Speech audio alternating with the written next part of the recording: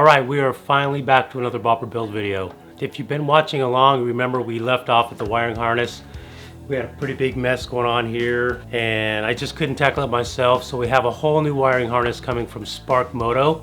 Those guys totally hooked it up and I'll tell you more about them in the next video. But today what I want to do is I want to get some things ready for when that wiring harness shows up.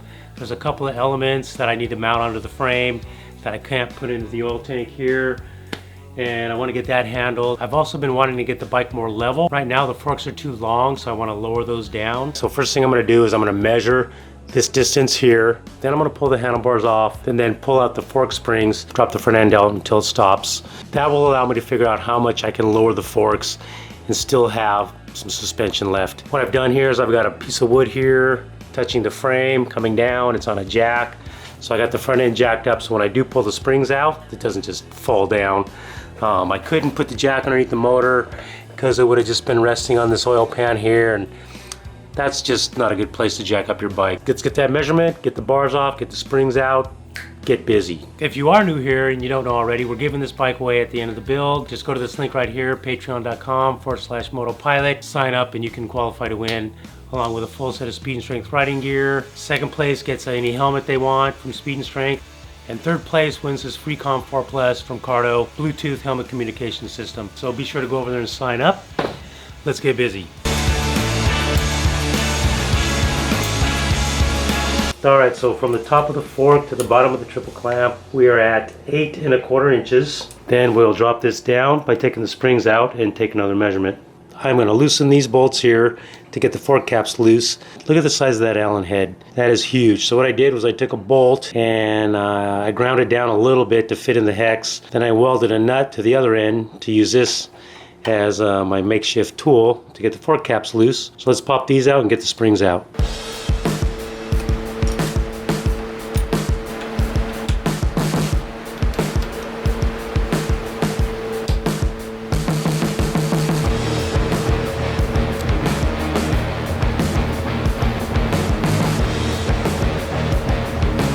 Let's go ahead and slowly lower the front end and see what we get.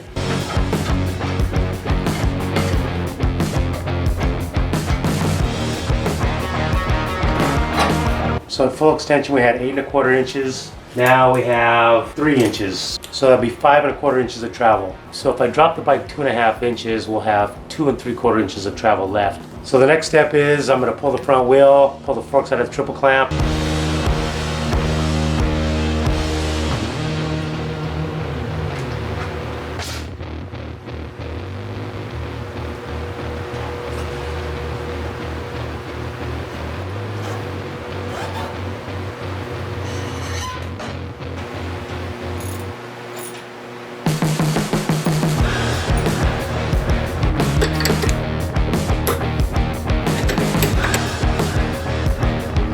This Allen bolt in the bottom screws into the dampening rod, so we just take that out and we just slide the fork apart. Obviously there's no oil in this thing, else it'd be getting oil everywhere. Alright, let's go ahead and remove the base of the dampening rod. It's just this little piece here. Okay, now with the fork tube upside down where the spring came out, I'm going to tap it on this wooden block until the dampening rod falls out. Sometimes those dampening rods will be a little tight in there, so tap it on a block wood so you don't damage the fork leg and see what happens. Yep, that one popped out pretty easy. Okay, rather than shorten the forks 2 1/2 inches, I'm going to go 2 inches just to be safer. So what I'm going to do is I'm going to remove this spring here, clean the old oil off here, and what I'm going to do is I have a piece of 3/4 inch PVC. You can also use metal, but most people have PVC around the house, and that's going to go on here. But I'm going to cut it 2 inches first. So I'm going to cut this at 2 inches, and I'm also going to cut the springs that go in the forks at 2 inches.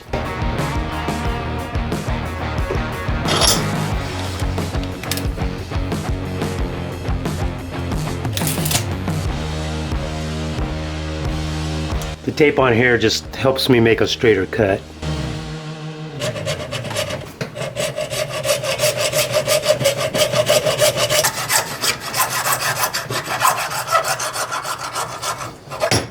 Then just come in here and clean off the edges with a rat tail file on the inside, and then on the outside just use a flat file.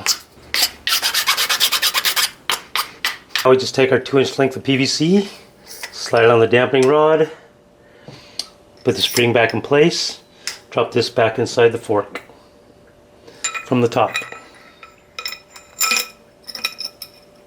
Oh, no, that's not going to work. The PVC is too thick. It is fairly thick PVC if you look at that right there. Well, we're going to have to find something thinner. Crap. Alright guys, so like I said, the PVC didn't work. It's a little too big on the outside diameter. It is just over an inch, about an inch and 1 1/16, which is just enough to not fit inside the fork leg on this bike. So I went down to the metal shop, my buddy's metal shop. I made these spacers. They're 2 inches long. They are only 1 inch in OD and 3/4 of an inch ID. This right here is 18 millimeter, which is 0.70. So it fits on there perfectly. So we put this on first, then we put the spring back on, and then we drop it in the top of the fork. Taper it in first. Just drop that in there. Kind of shake it until it comes out the bottom. Okay, see what's out the bottom now? Then we put this piece back on here, like that, flush with the bottom. Slide the fork leg back on carefully.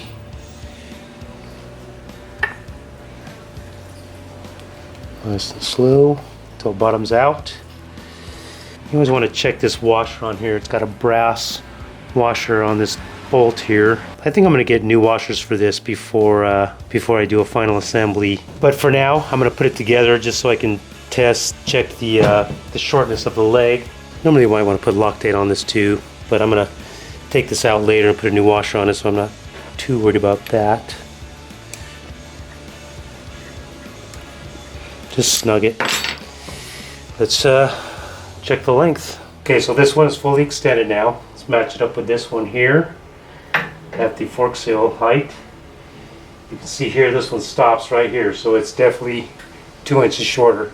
So the next thing we got to do is cut the springs 2 inches shorter. So the end I'm cutting off on this spring is the tighter coiled end. This is the top of the spring where you can see the coils are closer together than the rest of the spring here. They kind of open up. You always want to cut the top because you're going to get, it might be a little bit sharp and you don't want that sharp end down at the bottom, rubbing against the aluminum dampening rod.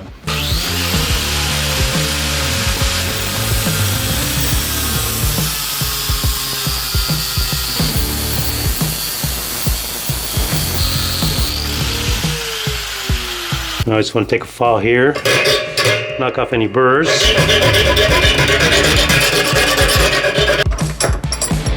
Get the fork back on the bike.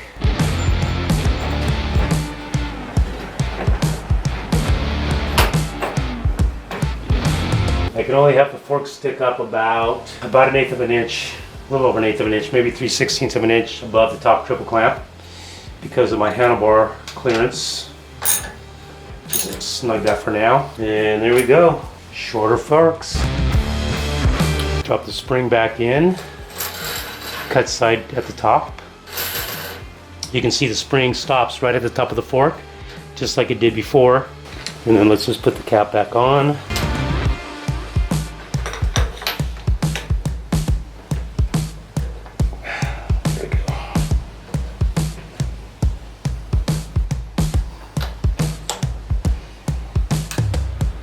Now we still got to put fluid in this thing, so I'm not going to tighten it all down or anything yet. We still got to get oil in the forks. I initially bought 10 weight oil for this bike before I knew I was going to lower the forks. That's kind of like the standard for stock. Now that we have shorter forks, we have less travel to deal with, so we want to make the ride a little bit stiffer so it's just not bottoming out all the time. So I went out and bought some 20 weight today, and that should do the trick. Alright, so let's talk about how much oil to put in each fork leg. Because we shorten the forks, to me that would mean you want less oil in your forks. Online information, some of it's telling me use the same amount of oil, other information is telling me use less oil. Reduce the amount of oil, the percentage that you reduced your fork height. So in stock form we have 209 cc's of oil in each fork leg. That would be 39.8 cc's per inch of travel, because we had 5 1/4 inches of travel. Now we only have 3 1/4 inches of travel because we reduced it by 2 inches. So basically I'm just taking 39.8, timesing it by 3.25, and that gives me 129.35 cc's in each fork. We went from 209 down to 129. Now this is my first time doing this. If you guys have other information that conflicts this, let's hear it in the comments. Alright guys, so now we're down in the metal fab shop to get some of the electrical components mounted to the bike. Let me show you what we got going on here. Here's the rectifier, and my initial plan was to mount it right here on this frame tube, but that doesn't look so good, and it kind of has to be at an angle because I also got to get the starter solenoid on the same tube. So the idea I just had is to mount it right here, which I think is pretty damn clean. So all we really have to do is we're just going to pop a couple holes in this plate, tap them out so the bolts thread in, make a couple small spacers, mount that thing, and it's done.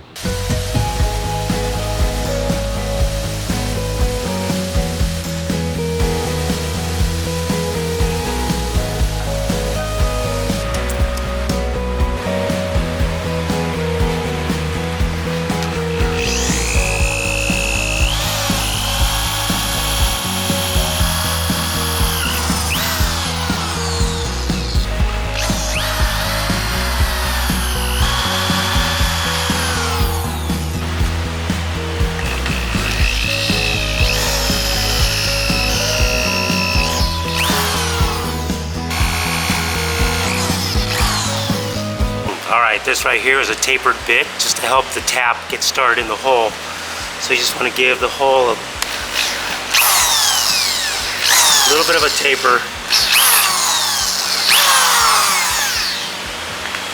So it makes this easier to thread into the hole. Want to use a little bit of cutting oil on this here too.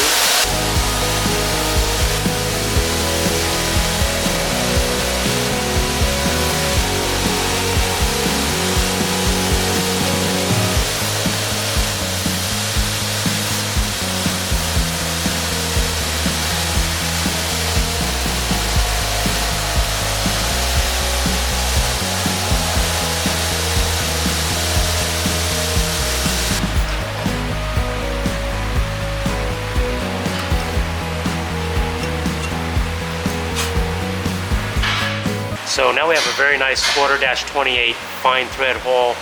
You want to do a fine thread hole because this metal here is only about 1/4 inch thick. The finer your thread, the better you're going to grab with your bolt going through it. So now we'll just tap this other hole here and make some spacers and bolt it on.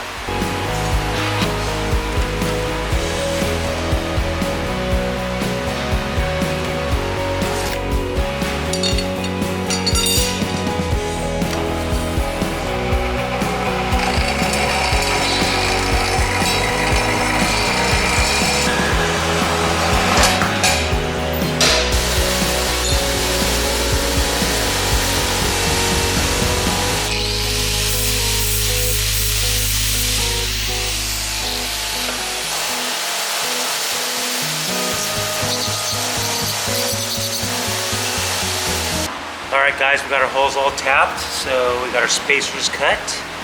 So let's just bolt this bad boy on.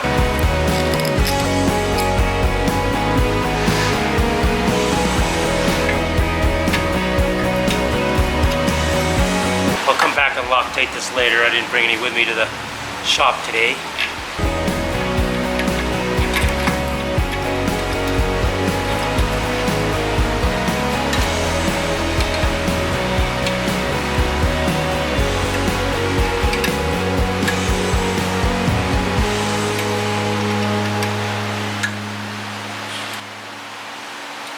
Alright, there she is.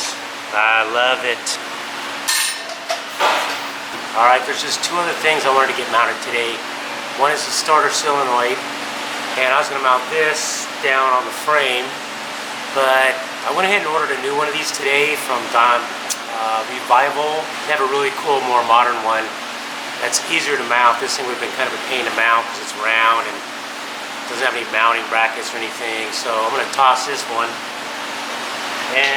But what I want to do today is this is going to go inside the oil tank, so I want to figure out a way to mount this to something that slides inside the oil tank and then mounts to the oil tank so it's not bouncing around. So let's do that next.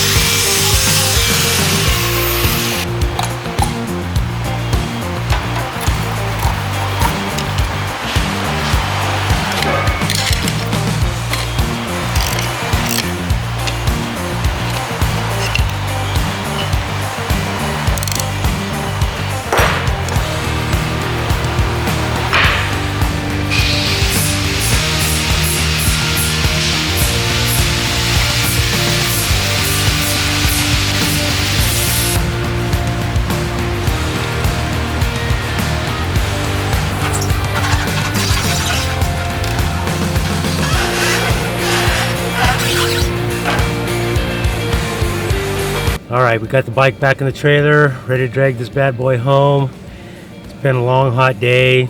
It's 101 degrees today here in Southern California. Probably not too bad compared to some of you guys elsewhere in the country, but I'm not used to it, dude. I'm used to an office job. Anyways, got my AC going, I got my Gatorade going, and feel good about today's progress on a lot of those little details. I was just kind of hanging over my head. So the next video is going to be the wiring harness that's coming from Spark Moto. I'm stoked about that. We'll get that wired up and this thing's ready to ride. And fingers crossed, it starts, it gets spark, it runs good. Who knows? I've done so much to this bike now. Anyways, thanks for hanging out with me. Don't forget, if you want to win the bike, patreon.com/motopilot. Yeah, see you guys in the next video.